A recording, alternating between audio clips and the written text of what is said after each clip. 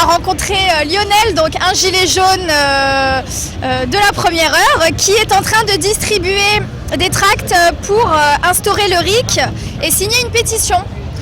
Ouais, alors c'est un tract recto verso. D'un côté, il y a une pétition d'un gars que je connais pas, mais le thème me plaît, c'est la destitution d'Emmanuel Macron. Et elle est en train de monter, là, elle a passé la barre des 60 000. Donc elle est pas loin des 100 000. Et à 500 000, c'est discuté à l'Assemblée nationale, donc ça peut être sympa à signer. Voilà. Et de l'autre côté, la pétition version 2 de Espoir RIC qui s'était fait rejeter le 5 avril pour mémoire. Bon, il y a toutes sortes de RIC, hein. Il y en a depuis LFI jusque chez le RN. Mais c'est un RIC constituant. Donc ça veut dire que c'est reprendre les clés du véhicule législatif, du gouvernement, etc. Donc bon, ils ont fait tourner ça hier. Moi, je me suis précipité pour en faire un recto verso avec un truc que j'ai écrit de mon côté. Voilà, je fais de la politique de manière autonome. Je distribue et je fais comme je peux avec ma petite imprimante et ma règle pour couper en deux. J'invite tout le monde à faire des trucs du même genre. Voilà, merci. Et est-ce que les gens connaissent le RIC ou est-ce qu'il y en a qui te posent la question de ce que c'est exactement ou pas? Tout le monde connaît le RIC. En fait, ceux dont ne se sont pas peut-être rendus compte les Gilets jaunes, bon, je pense qu'il y en a qui s'en sont rendus compte, c'est qu'il y a une grosse victoire des Gilets jaunes. Les Gilets jaunes, il n'y avait pas de revendication politique très claire au début. Et en fait, le RIC est arrivé là-dedans. Et les Gilets jaunes en ont fait quelque chose qui fait que maintenant, depuis le RN, c'est-à-dire l'extrême droite jusqu'à l'extrême gauche, c'est-à-dire LFI, le RIC est une revendication qui est dans tous les programmes politiques. Alors bien sûr, il y a toutes sortes de RIC. On peut les comparer sur un site qui s'appelle Label RIC ou s'intéresser à leurs différentes propositions. Mais grosso modo, il y a tous les candidats et des petits groupes politiques qui proposent des RIC, voilà, maintenant. Donc il y a une vraie victoire des Gilets jaunes, ne serait-ce que là-dessus. Ah, et les seuls qui proposent pas de RIC, c'est Sarkozy et évidemment Emmanuel Macron. On s'en doutait. J'ai une dernière question à te poser. Y a certaines personnes qui disent que signer des pétitions ça sert à rien parce que ça va à la poubelle, etc. Qu'est-ce que tu as à dire à ce niveau-là? Alors, les pétitions, ça va à la poubelle et j'ai envie de dire ça dépend effectivement où tu les signes. Le but d'une pétition, c'est pas tant qu'elle soit prise en considération parce que justement le RIC est une revendication. Hein, on n'a pas encore de RIC, on n'a pas, par exemple, si on comptabilisait les manifestants et que les manifestations étaient considérées en soi comme une forme de référendum, la donne politique, elle serait entièrement changée en France. Notre présence ici, quelque part, elle est accessoire. C'est pas considéré comme un vote. Et pourtant, c'est beaucoup plus engageant qu'un vote. T'as des gens là qui vont marcher toute la journée, t'en as certains qui vont se prendre du gaz dans la gueule, potentiellement, ou des coups de matraque. Ça, c'est pas comptabilisé comme étant du même ordre que le vote. Et c'est dommage, et c'est anormal. Donc oui, la pétition, elle n'est pas reconnue comme étant quelque chose d'aussi valable que le vote, bien sûr. Mais d'un autre côté, le but d'une pétition, c'est pas qu'elle soit transformée par le pouvoir en place, c'est qu'il y ait le plus de monde qui la signe. Et il faut voir aussi qu'il y a une question de quelle pétition. Les pétitions de l'Assemblée nationale et celles du CESE par ailleurs, je pense que ça serait intéressant de faire des pétitions au niveau du CESE aussi. Elles ont une portée entre guillemets institutionnelle, c'est-à-dire qu'elles ont un effet au-delà de la valeur d'estime, au-delà du fait qu'il y ait un grand nombre de gens qui signent. Les pétitions de la haine, si ça atteint les 100 000, et c'est bien ce qui s'est passé avec celle de la Bravem, celle contre le maintien de la Bravem et non pas contre la Bravem, pour la dissolution de la Bravem, et non pas pour son maintien, parce qu'il y a tout de suite des gens qui ont fait une pétition concurrente. Hein.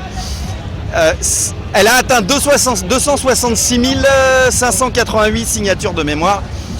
Et tu connais bien les chiffres apparemment. Ouais, j'ai un gros problème, je retiens les codes. Je suis un mec qui fait flipper. Si tu me laisses ton numéro de carte bancaire, je vais le retenir et après c'est toi qui vas te retrouver à me le demander, donc ça va être très emmerdant. Ça se trouve, tu vois. Si toi tu l'as pas retenu, moi dans 3 ans je l'ai encore retenu, c'est très chiant. Ok, d'accord. Mais voilà, c'est une espèce de maladie mentale, je fais pas exprès. Alors pour revenir aux pétitions, donc du coup... Ouais, et ben pour revenir à la pétition, en fait, ça a fait beaucoup de bruit. On a pu voir une commission se réunir le 5 avril qui était totalement ridicule. Les mecs, c'était la première fois qu'ils se réunissaient comme ça pour délibérer publiquement. Et ils savaient même pas le fonctionnement de la commission. Ils savaient même pas quel était l'objet de leur réunion. L'objet de la réunion, théoriquement, et il y avait un gros débat là-dessus au moment de cette commission, c'est est-ce qu'on est là pour juger sur le fond de la pétition, c'est-à-dire pour ou contre, mais ça serait en fait un débat qui était demandé pour qu'il soit à l'Assemblée. Ou est-ce que c'est un débat pour considérer que la pétition peut être une discussion qui soit valable, c'est-à-dire quelque chose où il y a un intérêt public à en parler à l'Assemblée nationale. Et d'un côté, tu avais des gens qui disaient mais attendez, on ne va pas censurer une pétition alors qu'il y a 266 000 personnes qui l'ont déjà signée. Il y a un débat de fond qui mériterait d'être creusé. Et bien là-dessus, il y a eu des jugements sur le fond, notamment de la droite institutionnelle, mais aussi du PS. C'est très intéressant à voir. Quand tu vois la réaction du PS, qui est finalement la même que celle des macronistes, ça pose question, quoi. Ça pose question. D'un côté, tu as le RN qui dit qu'ils sont pour le RIC, mais qu'en fait, ils vont voter contre. Et LFI, ils disent qu'ils sont... enfin, ils disent pas qu'ils sont contre. Le mot contre n'est pas dit. C'est très bizarre. À la fois, tu sens dans le discours qu'ils sont contre, mais d'un autre côté, ils disent pas on va voter contre. Et comme tu vois pas ce qu'ils votent, il y a un côté un peu frustrant. C'est pas très clair. C'est pas très clair en fait. Leur position, elle est pas claire. Je sais. Tiens, à la fois, tout le monde veut du RIC. Ouais. Tout le monde a une proposition sur le RIC. Et d'un autre côté, j'ai l'impression qu'il y a une vraie crise de la démocratie.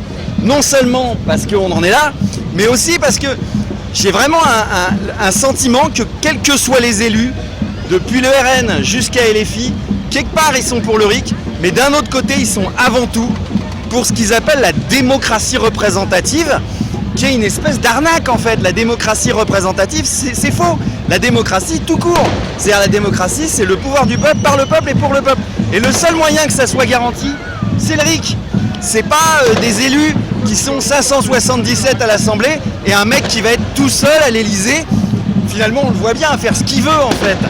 Donc, la démocratie représentative, c'est un piège.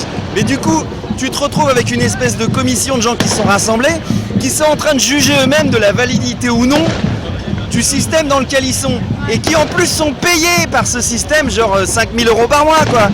Donc, qu'est-ce que tu veux demander à ces gens-là d'être à la fois jugés partis?